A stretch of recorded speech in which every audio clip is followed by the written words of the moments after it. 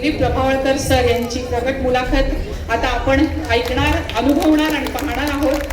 मुलाखत घेत आहेत डॉक्टर विनया पिस्कर आणि विराज सवाई। चला।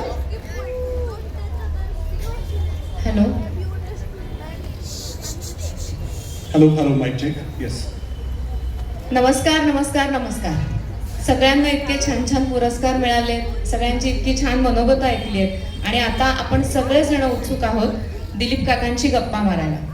खरं म्हणजे या गप्पा खूप अनौपचारिक होणार आहेत, पण तरी सुद्धा आपल्याला खूप काही शिकवणाऱ्या सुद्धा असणार आहेत। दिलीप काकांबद्दल दोन ओळी वाचून दाखवण्याचा मोह मला आवरत नाहीये। खरं म्हणजे तुमची खूप छान मोठी ओळख करून द्यावी असं मनात होतं, पण माधुरीनेही मगाशी करून दिली आहे। भारतीय रंगभूमीवर अभिनय आणि त्याचे वेगवेगळे घटक याबद्दल गंभीरपणे विचार करणारी फार कमी नटमंडळी आहेत। त्यामध्ये दिलीप काकांचा समावेश करावा लागेल। नटाच्या भूमिका समजून घेण्याच्या प्रवासात एक आंतरिक आणि बाह्यांगानं केलेला विचारही असतो। बुद्धिमत्ता आणि भावना या दोन्हीच्या अंगाने तो होतो आणि हा समतोल दिलीप प्रभावळकर त्यांच्या प्रत्येक भूमिकेमध्ये अगदी योग्य सांभाळतात। पूर्ण वेळ अभिनेता होईल असं त्यांनी ठरवलं नव्हतं, असं त्यांच्या पुस्तकातही त्यांनी म्हणलंय। मुळात बुजरा आणि संकोची स्वभावाचा हा माणूस दुसरा कोणीतरी बघून बघणाऱ्यांना चकित करतो। मराठी दूरचित्रवाणीमध्ये ते नेहमी आबा टिपरे म्हणून ओळखले जातील। चिमणराव गुंड्याभाऊ यांच्या चिमणरावसाठी ते ओळखले जातील। तसंच वासूची सासू, हसवा फसवी, अनेक सिनेमे, नाटकं, पुस्तकं त्यांच्याबद्दल बोलावं तितकं कमी आहे। त्यांना 3 राष्ट्रीय पुरस्कार मिळालेत मंडळी। म्हणजे या प्रत्येक पुरस्काराबद्दल जरी आपण बोलत बसलो तरी कमीत कमी 1 तास बोलू इतकं त्यांचं काम आहे। पण आता वेळ खूप कमी आहे, त्याच्यामुळे आपण त्यांची संक्षिप्त मुलाखत घेणार आहोत। पण दिलीप काका, तुम्ही वारंवार कलापिनीत यावं आणि आम्हाला वेगवेगळ्या विषयांवर अनौपचारिक मार्गदर्शन करावं अशी विनंती मात्र मी नेहमीच करेन। पण काही पुरस्कारांचा उल्लेख केलाच पाहिजे, कारण नेहमी काय होतं, तुम्हाला यांच्याबद्दल आता मी काय सांगू, तुम्हाला तर सगळंच माहिती आहे असं म्हणून अनेक पुरस्कारांबद्दल आपल्याला माहिती देणं माझं काम आहे। मुन्नाभाई MBBS या सिनेमातल्या गांधींच्या भूमिकेसाठी त्यांना राष्ट्रीय पारितोषिक मिळालंय। संगीत नाटक अकादमीचा राष्ट्रीय पुरस्कार मिळालाय। साहित्य अकादमीचा बाल साहित्य पुरस्कार बोक्या सातपंडे या पुस्तक मालिकेसाठी मिळालाय। तसंच आशियाई चित्रपट महोत्सवाचा जीवन गौरव पुरस्कार, गंधार पुरस्कार, नटवर्य मामा पेंडसे पुरस्कार, नटसम्राट गणपतराव भागवत पुरस्कार, पु ल स्मृती सन्मान, ही यादी खूप मोठी आहे आणि अशा अनेक अनेक अनेक पुरस्कारांनी सन्मानित आपल्या सगळ्यांचे लाडके दिलीप काका, तुमचं पुन्हा एकदा आपल्या परिवारामध्ये मनापासून स्वागत। विराज, या गप्पांची सुरुवात तू करावीस अशी मी तुला विनंती करते। अगदी अगदी। खरं तर दशावतार हा दिलीप प्रभावळकर यांचा अगदी अलीकडे आलेला चित्रपट आपल्यापैकी बऱ्याच जणांनी पाहिला। शिवाजी टॉकीज जे आपलं आहे तळेगावातलं, तिथे विशेष खेळ त्याचे आयोजित केले गेले होते, त्याचा आनंद आपण घेतला असेल। त्याच चित्रपटातल्या प्रश्नापासून सुरुवात करणार आहोत। खरं तर विष्णूचा एक अवतार म्हणजे नरसिंहाचा अवतार, आणि सिंह चालत गेल्यानंतर विशिष्ट टप्पा गाठल्यानंतर एकदा मागे वळून बघतो, त्याला सिंहावलोकन असा आपल्याकडे फार सुंदर मराठी शब्द आहे। तर हेच सिंहावलोकन आज आपण दिलीप प्रभावळकर यांच्या आयुष्यात एकदा मागे वळून थोडंसं बघणार आहोत आणि या दशावताराच्या टप्प्यापासूनच आपण या मुलाखतीची सुरुवात करूया। या दशावतार मधला बाबुली मेस्त्री ही जी भूमिका तुम्ही केलीत, तर त्या भूमिकेनं नवं काय दिलं? एक मिनिट, मी तुम्हाला थोडंसं थांबवेल। आमचं जेव्हा बोलणं झालं होतं ना दिलीप काकांची, तेव्हा दशावतार बद्दल दिलीप काका अनेक चॅनल्सवरती बोललेले आहेत, त्यांचं प्रमोशनसाठी म्हणा किंवा, पण दशावतार हा सिनेमा ना कलापिनीचा फॅमिली सिनेमा आहे।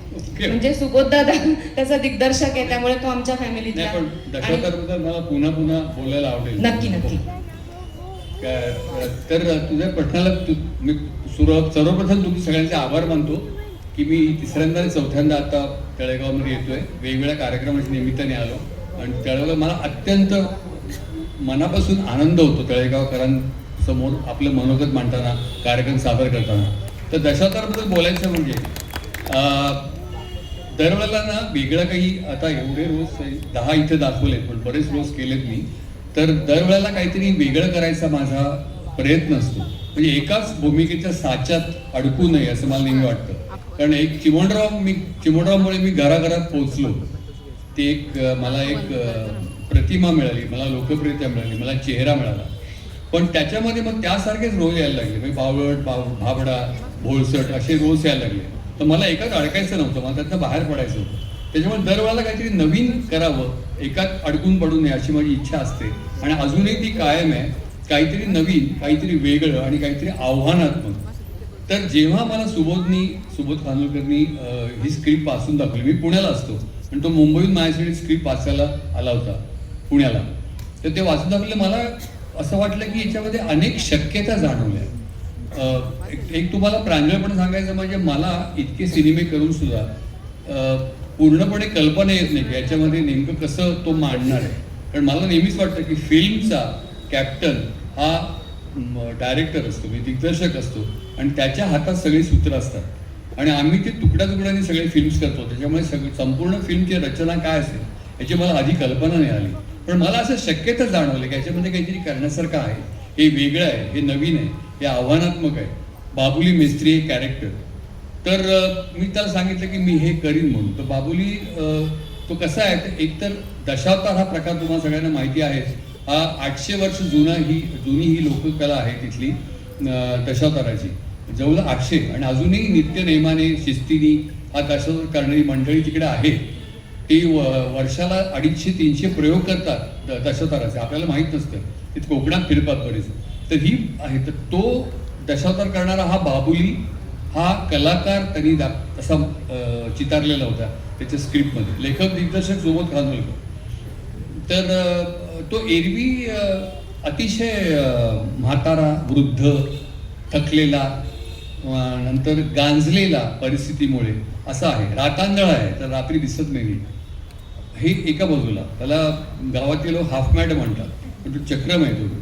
पण दुसऱ्या बाजूला म्हणजे तो निसर्गावर खूप प्रेम करतो, तो पक्षी प्राण्यांवर प्रेम करतो, तो गावावर प्रेम करतो, गावाच्या रखवालदारावर प्रेम करतो आणि दशावतारावर त्याची श्रद्धा आहे. पण त्याचं वैशिष्ट्य असं की तो एरवी असा आहे, तो आणि त्याचा मुलगा राहतात आणि हा असा काय म्हणतात, एक मी म्हटलं त्याप्रमाणे असा कोणी त्याला सिरियसली घेत नाही. पण तो स्टेजवर गेला की त्याचा काया पालट होतो, कम्प्लिटली काया पालट होतो. तो इतकं चैतन्यपूर्ण असतो सगळा की तो हाच तो बाबुली आहे का असं लोकांना प्रश्न पडेल, इतका तो बदलतो स्टेजवर. चैतन्यपूर्ण सगळे अवतार असतात आणि लोक त्याच्यावर खूप प्रेम करतात. स्टार बाबुलीवर, नेहमीच्या बाबुलीवर नाही. नेहमीच्या बाबुलीवर त्याला हाफ मॅन म्हणतात आणि स्टार बाबुली प्रचंड तो लोकप्रिय आहे तिकडे. तर मला वाटलं की हे काहीतरी फार गमतीशीर आहे, फार वेगळं आहे आणि हे आव्हानात्मक आहे, हे करून बघण्यासारखं आहे असं मला वाटलं. आणि त्याच्यामध्ये मुलाबरोबर इक्वेशन त्याचं खूप चांगलं आहे. त्याचा एकुलता एक मुलगा आहे, त्याला बायको नाही आहे, चित्रपटात दाखवलेली नाही आहे. त्या मुलगा माधव जो आहे हा बाबुली मेस्त्री, माधव मेस्त्री, त्याच्यात त्याचं खूप जीवापाड प्रेम आहे. आणि तो मुलगा पण आपल्या बापाला, कलाकार बापाला, तो पण जीव की प्राण आहे त्याचा बाप पण. तर एकमेकांवर असे खूप ते बॉन्डिंग त्याचं खूप आहे. म्हणून जेव्हा कपट कारस्थानाने त्या माधवला, याच्या मुलाला मारलं जातं, त्याचा खून होतो आणि ती आत्महत्या केली आहे त्यांनी असं भासवण्याचा प्रयत्न होतो. आणि ते जेव्हा बाबुलीला कळतं त्या बाबुली बदलतो, तो सूड घेतो त्या सगळ्या दुष्कृत्य करणाऱ्या लोकांवर, विलन्सवर, तिथल्या खलनायकांवर. आणि तो सूड घेतो त्यासाठी दशावतारामध्ये अवतार वापरतो. त्या अवतारामध्ये जाऊन तो सूड घेतो सगळ्यांचा. तर हे मला भयंकर थ्रिलिंग, थरारक वाटलं. तर मी त्याला सांगितलं, खूप लोकेशन्स होती आणि एक अफाट काम होतं असं मला वाटलं. म्हणजे मी खूप याच्यामध्ये कामं केलेली आहेत. तर मला असं एक भूमिकेचा थोडा अनुभव असेल तुम्हाला, तर एखाद्या भूमिकेचा वास लागतो, तसंच मला वास लागला. तर ते याच्यामध्ये काहीतरी करण्यासारखं आहे. तुम्ही सोबतच सांगितलं, मी करतो. दुर्दैवाने मला चिकुनगुनिया झाला. चिकुनगुनिया झाल्यानंतर मला पुण्याच्या डॉक्टरांनी सांगितलं की तुम्हाला काहीही परवानगी नाही करण्याची. तर मी एक डॉक्टर हो म्हणाला म्हणून मी आणखी 2-3 डॉक्टरांकडे जाऊन मला आशा वाटली. मला second opinion, third opinion, fourth opinion घेतलं. म्हटलं कुठं तरी डॉक्टर सांगेल की जाऊन शूटिंग करा म्हणून. कोणी सांगितलं नाही. ते म्हणाले चिकुनगुनिया तसं सिरियसली घ्या, लाईटली घेऊ नका.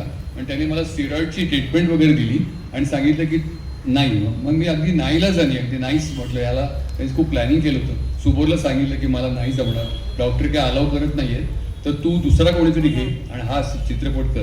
पण हा खूप मोठा चित्रपट आहे, खूप मोठं आव्हान आहे तुला पण दिग्दर्शक म्हणून सुद्धा.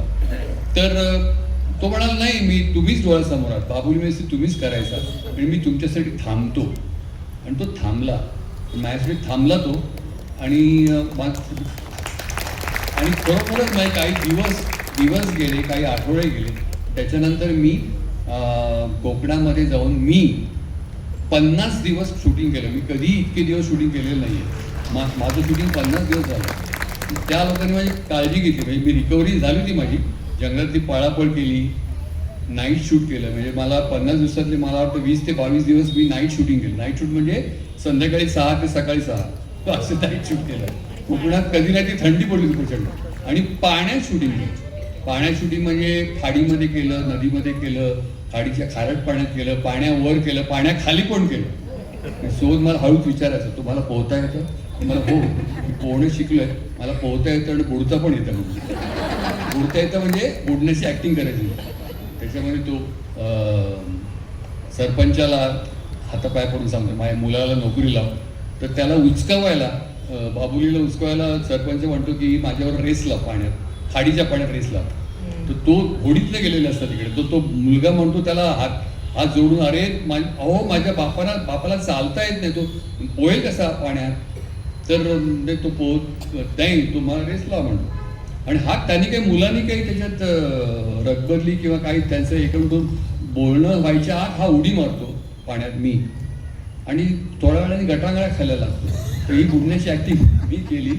आणि असं ते कॅरेक्टर त्याच्यामध्ये होतं आणि मी ते पार पाडलं. पण ते खरं सांगायचं म्हणजे सगळं इतकं शूटिंग झाल्यानंतर ती भूमिका आणि तो सिनेमा एवढा गाजेल आणि इतक्या लोकांपर्यंत पोहोचेल, इतके आठवडे चालेल, याची मला खरोखर कल्पना नव्हती. म्हणजे तो खरोखर गाजला आणि त्याला अगदी लोकांपर्यंत पोहोचला. त्यामुळे मला स्वतःला असं वाटतं की हे जे श्रेय आहे ते नुसतं थांबल्या पण नाही, माझ्यावर सुबोधनी विश्वास टाकला आणि माझ्यावर विश्वास टाकल्यामुळे मला करता करता आत्मविश्वास मिळाला. त्या सिनेमा करता म्हणजे स्वतःची एक शारीरिक क्षमता जोखता आली, आजमावता आली की मी इतकं करू शकतो असं. मला हा जो कॉन्फिडन्स ते केवळ सुबोधने माझ्यावर विश्वास टाकल्यामुळे झाला. त्यामुळे बरंचसं श्रेय सुबोधला याच्याबद्दल आहे. त्याचवेळेला की सविस्तर सांगायचं म्हणजे त्याच्यामध्ये ते कुठलेही कॅरेक्टर तुम्ही आता म्हणाल तसं बुद्धी तुमच्या मनामध्ये, डोक्यामध्ये हे आधी तयार होतं. म्हणजे तुम्ही विचार केला हे कसं करू. बुद्धी मी म्हटलं त्याप्रमाणे दिग्दर्शकाला माझी पद्धत अशी आहे, मी जेव्हा म्हटलं की दिग्दर्शक या सिनेमाचा कॅप्टन असतो, तेव्हा मी कधीही सिनेमात काम करताना दिग्दर्शकाला शरण जातो. म्हणजे तोच त्याचा लास्ट वर्ड तो सांगितलं. बाज तलवार घेऊन त्याची मारामारी हे असं का, तसं नाही, मी नाही करणार, असं नाही करायचं. हां, तुम्हाला नाही पटलं तर तुम्ही त्याला विचारा, हे करून द्या. पण शेवटी त्याला तो संपूर्ण चित्रपट बघत असतो. त्याच्यामुळे त्यांनी मला समजावून सांगितली होती कॅरेक्टर काय त्याच्यात उणीवा आहेत, काय करायला हवं आणखी, तो सांगत गेला वेळोवेळी. आणि मग ते शूटिंग पार पडलं. तर ते आधी तुमच्या बुद्धीनी मनानी तुम्ही डोक्यात तुमच्या तयार होतं आणि तुम्ही त्याच्यावर वर्क करता. सुबोधच्या संहितेमुळे ते शक्य झालं आणि त्याच्याशी बोलून वगैरे. आणि मग करता करता ते कॅरेक्टर, ती व्यक्तिरेखा, ती भूमिका, तो अवतार हळूहळू तुमच्या शरीरात उतरतो, तुमच्या चेहऱ्यात उतरतो, तुमच्या वाणीत उतरतो आणि तुमच्या डोळ्यात उतरतो. तुमच्या थोडक्यात तुम्हाला सांगतात, सगळं सांगत नाही, त्याच्याबरोबरच आपली अख्खी मुलाखत होईल. पण ते माझे अवतार जे सुबोधने त्याच्यामध्ये दाखवलेले आहेत, त्या प्रत्येक अवतारामध्ये त्याचे डोळे वेगळे आहेत. बाबुलीचा खरोखर वृद्ध आणि थकलेला असा माणूस आहे, त्याचे डोळे असेल. पण तो जेव्हा यम बनून येतो, तो यम बनून येतो तेव्हा तो लोक घाबरतात त्याला. तर त्याचे डोळे अगदी वेगळे आहेत आणि लोक त्याची वाट बघतात. त्याची लोकप्रियता त्या यमाच्या अवतारामध्ये दिसते. बरं, तो जेव्हा युधिष्ठिर होतो तेव्हा तो धीर गंभीर आहे तसा, त्याचे हे सगळे चेहऱ्यातले भाव आहेत तसे. त्याच्यानंतर धृतराष्ट्र होतो, तर धृतराष्ट्र हा अंध आहे आणि थोडा कॉमिक आहे. त्याला 100 पुत्रांची नावं विचारतो, 100 पुत्रांची नावं तो सांगायला लागतो. त्याला समोर माधव दिसतो, तो माधवचे नाव घेतो कौरवांसमोर. तर तो तसा तो धृतराष्ट्र. हनुमान जो आहे तो त्याच्या मुलाचा अत्यंत आवडता अवतार आहे लहानपणापासून. हा दशावतारातला बापाला बघत आला, त्याच्यामुळे तो फार आवडता त्याचा रोल आहे. त्याच्यात तो हनुमान सुलभ प्रेमळ दाखवलाय, प्रेमळ डोळे आहेत त्याचे, प्रेमळ त्याचं एक्सप्रेशन आहे, प्रेमळ त्याचा चेहरा आहे हा हनुमानाचा. तो वराहावतार जो आहे ज्याच्यात मी भरत जाधवला टांगलेला असताना मारतो पहिल्या, त्याला तिकडे सुडाची एक चुणूक दिसते, क्रौर्याची चुणूक दिसते तिकडे. आणि ते तू मगाशी नरसिंहाचा उल्लेख केलास, नरसिंहा ही क्रौर्याची सुडाची परिसीमा आहे तिथे. आणि सगळ्यात पॉप्युलर जो अवतार झाला माझ्या अवतारांमधला, जो सगळ्या लोकांना खूप आवडला आणि कोकणातली मुलं फॅन्सी ड्रेसमध्ये तो अवतार करून फिरत होती रस्त्यावरून, तो म्हणजे मत्स्य अवतार, निळा पाण्याखालचा तो मत्स्य अवतार. त्याच्यामध्ये ज्याला इंग्लिशमध्ये कोल्ड ब्लडेड मर्डर म्हणतात, कोल्ड ब्लडेड किलिंग, थंड डोक्याने केलेला खून, तो तसा मत्स्य अवतार आहे. कारण त्यांनी नीट आखलेलं आहे सरपंचाला कसा मारायचा. वेली बिली त्याला सगळ्या माहिती आहे, त्याच्या वेलीमध्ये त्याचा पाय अडकतो, तुम्हाला आठवत असेल तर, आणि वेलीमध्ये पाय अडकतो त्याला तो दाबून मारतो. हा सीन मी पाण्याखाली केला.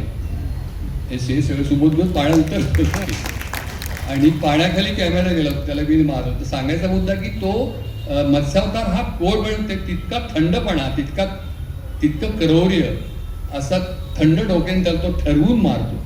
आणि माझा सगळ्यात आवडता अवतार म्हणजे भीष्म. भीष्म हा एरवी डिग्निफाईड आहे, ग्रेसफुल आहे.